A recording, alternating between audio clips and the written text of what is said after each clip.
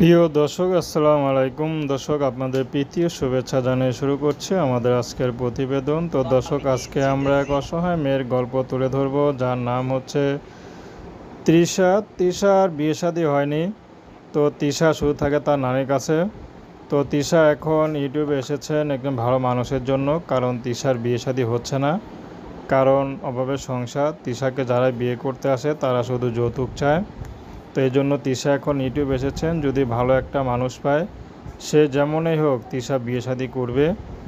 তো তৃষা পড়াশোনা মাত্র 5 পর্যন্ত পড়াশোনা করেছে, কিন্তু আরও পড়ার ইচ্ছা ছিল, কিন্তু পড়তে পারেনি, কারণ যেখানে তার বাবা মাকেই দেখেনি, তো তার খরচ কে চালাবে, কারণ নানি তার পড়াশোনাতে চালাবে সেই ব্যবস্থা করতে পারে নাই।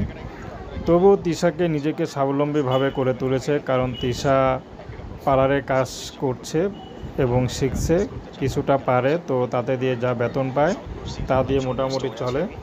তো তৃষা একজন চাচ্ছে ভালো একজন মানুষ, যে তার এই দুঃখ কষ্টের মাঝে সারা জীবন তার পাশে থাকবে, তাকে ভালোবাসবে, তাকে কখনো দুঃখ কষ্ট দিবে না, এমন একজন মানুষ পেলে তৃষা বিয়ে করবে। তো দর্শক, এই ছিল তৃষার জীবনের সংক্ষিপ্ত জীবন কাহিনী। তো কেউ যদি তৃষার বাসায় সরাসরি এসব বিয়ের কথা বলতে চান, তারা তার নাম্বারে ফোন দিলে হবে। তো প্রেম ভালোবাসা, সাহায্য সহযোগিতা, বিয়ে শাদী করা একান্ত আপনাদের ব্যক্তিগত ব্যাপার। আসুন আমরা 5 ওয়াক্ত নামাজ পড়ি, সর্বদা দেশের সেবা করি।